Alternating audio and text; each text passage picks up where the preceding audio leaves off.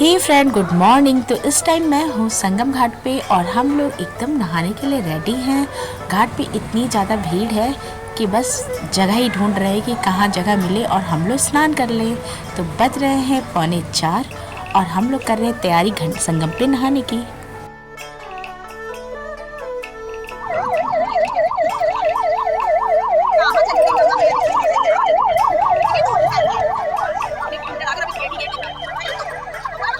तो ये रहा नज़ारा संगम घाट का।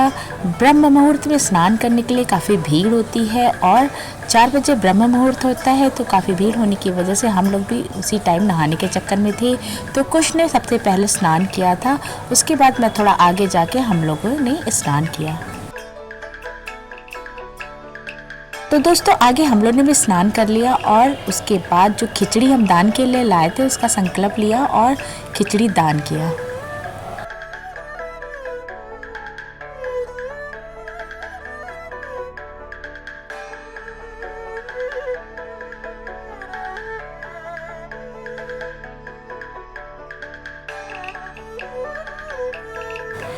तो सभी सिस्टर ने संकल्प किया था और अपने अपने घर से सब खिचड़ी लेके आई थी पंडित जी को दान करने के लिए। तो दान दक्षिणा सबने दिया और पंडित जी को खिचड़ी दान किया। क्योंकि पंडित जी हम लोग के पास ही बैठे थे तो हम लोग को संकल्प लेने में बहुत आसानी हुई।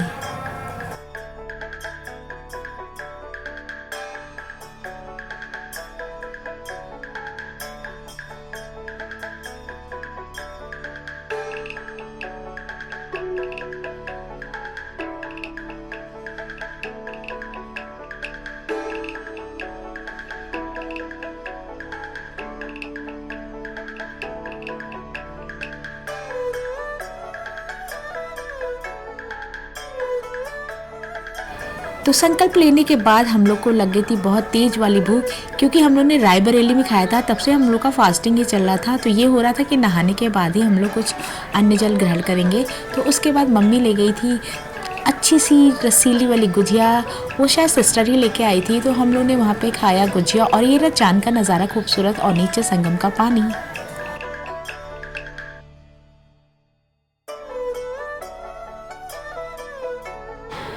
तो फ्रेंड्स संगम की छवि देखने लायक थी। असंख्य भीड़ में कोई भी चोरी का खतरा नहीं था। सब लोग आस्था में डूबे हुए थे। किसी तरह की चोरी बदमाशी कुछ नहीं हो रही थी, क्योंकि हर जगह तो आपने देखा ही होगा कि भीड़ में जाने से बहुत खतरे हो जाते हैं, पर यहाँ ऐसा कुछ नहीं हुआ। हर तरह के लोग थे, चोर चुहार भी होंगे, लेकिन उन्होंने कुछ ऐसा उनकी वजह से कोई खतरा नहीं हुआ ना, ऐसा कुछ सुनाई दिया हम लोगों को। तो सुबह के टाइम काफ़ी साधु सन्यासी अच्छे अच्छे गानों के साथ निकल रहे थे, तो हम लोग दान पुण्य उनके साथ ही कर रहे थे।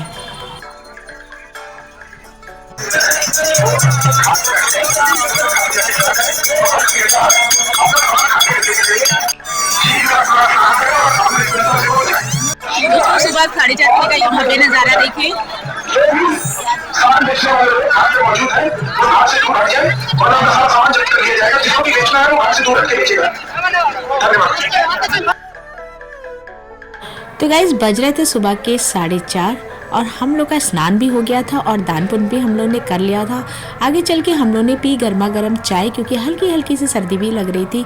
और भाभी के भाई के कुछ जानकारी के लोग जो थे वो हम लोग को लेने आने वाले थे। तो उन्होंने ये बोला था कि आप लोग बाहर को आइए, हम वहाँ से आपको रिसीव कर लेंगे शिविर जाने के लिए। तो हम लोग चाय पी के निकल गए शिविर की तरफ।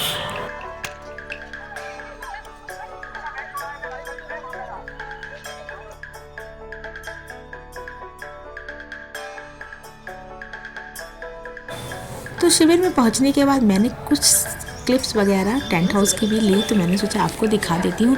तो कुछ इस तरह से रहा हमारा टेंट हाउस, जो कि है ये 2nd रूम। आगे है रिसेप्शन रूम, जो कि मैं आपको दिखाती हूँ।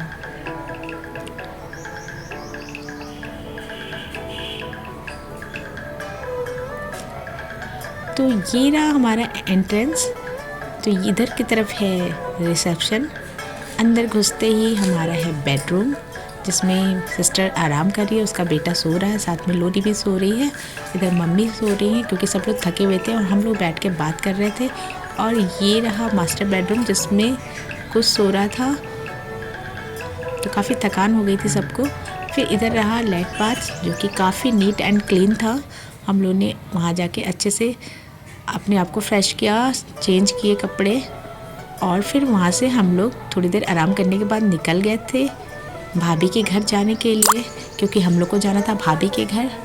तो हम लोग निकल चुके हैं भाभी के घर के लिए।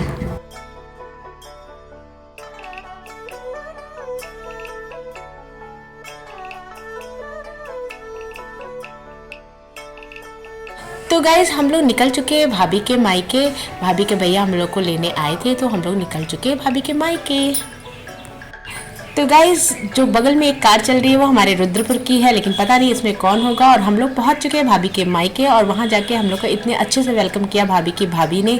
हम लोग के पैर धुले, अपने आंचल में पोछा, इतना अच्छा लग रहा था। ये सब ट्रेडिशन बहुत टाइम बाद देखने को मिला था। और इधर उनकी गली में भी इतना ज़्यादा जाम लग रहा था, इतनी पतली गली थी फिर भी दोनों साइड से गाड़ियाँ आ जा रही थी। और ये रहा भाभी का घर और सामने इनका एक प्लॉट है काफ़ी बड़ा, उन्होंने जिसमें खेती वेती कर रखी है, तो घर की सी वेजिटेबल्स वगैरह होती है। तो ये देखिए हमारा पैर धुला जा रहा है और मेरे सब सिस्टर्स का पैर धुला गया।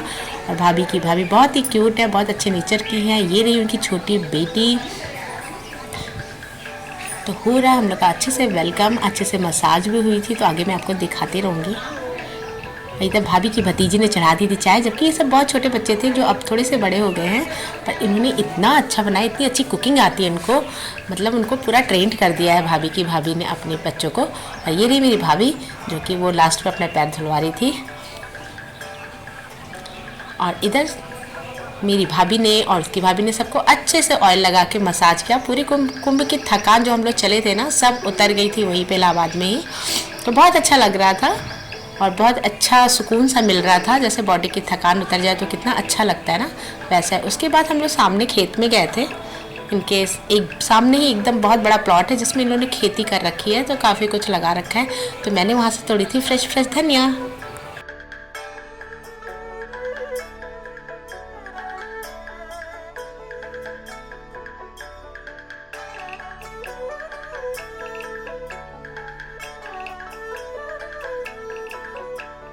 तो बच्चों ने भी काफ़ी लजीज खाना बनाया था, सिंपल खाना था, दाल चावल रोटी सब्जी कटहल की सब्ज़ी। बहुत अच्छा लग रहा था खा के दोस्तों, और इतना फ्रेश खाना और वो भी थकान के बाद, तो बहुत अच्छा लगा क्योंकि ऑयली चीज़ खाने का मूड नहीं था।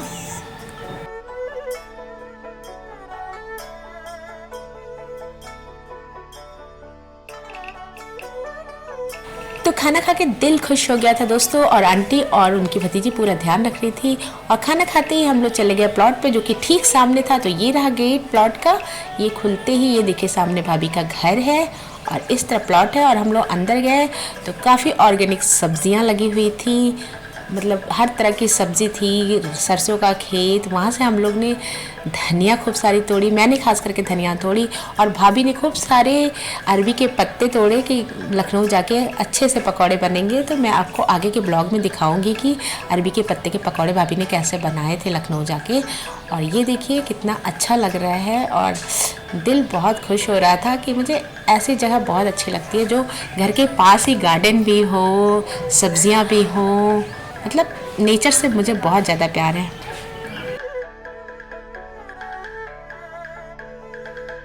तो फ्रेंड इतनी सारी धनिया देख के मुझसे रहा नहीं गया और मैंने धनिया तोड़ना स्टार्ट किया लखनऊ ले जाने के लिए। और भाभी ने अरबी का पत्ता कि चल के खूब गर्मा गर्म पकौड़े बनेंगे और सारी थकान उतरेगी। तो हम लोगों ने खूब सारी सब्जियां वहाँ से तोड़ी।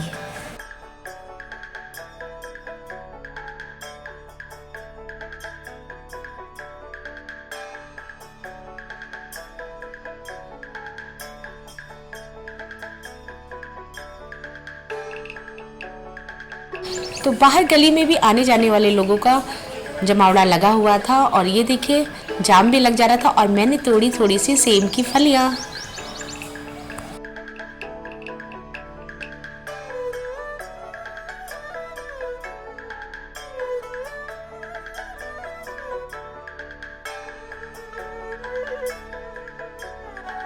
लवू और लोरी भी खूब एंजॉय कर रहे थे। इनको देख के लग ही नहीं रहा था कि इतने थके हुए हैं, काफ़ी एक्टिव नज़र आ रहे थे और कुछ न कुछ बोले जा रहे थे, बिना मतलब की बातें कर रहे थे जिसको सुन के हंसी आ रही थी। बहुत बदमाशी कर रही है, तो बोलने नहीं दे रही हम लोग को, कह रही है यहाँ पे मर्डर हुआ है। फिर वो उड़ीसा में चला गया और उसका भी हमारा फोन ही नहीं उठाता। तो हमें लगता है कि वो मार के नहीं गया। यहाँ पड़ा है फ्रेंड्स, ये देखिए क्या क्या बोल रहे हैं। हमें लगता है कि वो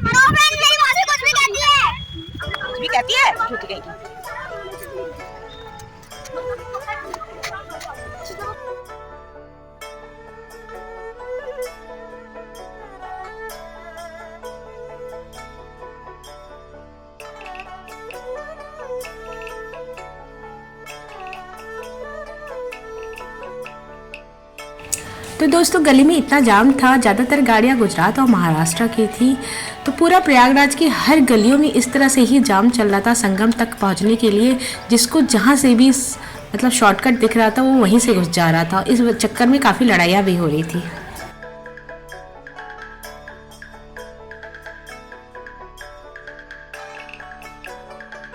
तो पूरा प्रयागराज श्रद्धालुओं से भर चुका था, हर गली कूचे में जाम था। लोगों को लग रहा था कि कैसे संगम तक पहुंचा जाए, नहाया जाए, अपने पाप धुले जाए। तो भले ही इंसान पाप करे या ना करे, लेकिन पुण्य तो प्राप्त ही करेगा। तो बहुत अच्छा लग रहा था, मतलब दिल खुश हो गया था बिल्कुल। तो खाने पीने के बाद दोस्तों हम लोग निकल चुके हैं लखनऊ की तरफ। तो हम लोग की गाड़ी बुक नहीं हो पा रही थी, बहुत कोशिश किया। तो भैया ने बोला कि चलिए आपको बस तक छोड़ के आते हैं, अगर बस नहीं मिलेगी तो जहाँ तक हम आपको छोड़ पाएंगे छोड़ के आएंगे, चाहे वो लखनऊ घर तक ही जाना पड़े। तो हम लोग काफ़ी दूर तक भैया ने हम लोग को छोड़ा, कहीं बस नहीं मिली। फिर लास्ट में आके फाइनली हम लोग को ऊंचाहार में बस मिली, जो कि रायबरेली के एकदम पास था। लखनऊ वहाँ से सिर्फ 100 किलोमीटर ही बचा था। तो हम लोग बस में बैठ गए और लखनऊ के लिए रवाना हो गए।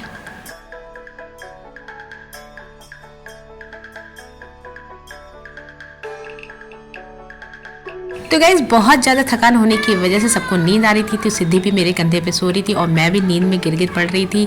और आ गया था लखनऊ, गाड़ी हमारी पहुंच गई थी लखनऊ के अंदर। तो हम लोग ने किया वहां से ई-रिक्शा और पहुंचे अपनी सोसाइटी में। तो मिलती हूँ कल आपको एक नए ब्लॉग में, बने रहिए। अगर आपको मेरा ब्लॉग अच्छा लगता है तो सब्सक्राइब कीजिए, लाइक कीजिए, शेयर कीजिए। तो मैं शालू मिलती हूँ आपको कल एक नए ब्लॉग में, तब तक के लिए बाय बाय, सी यू।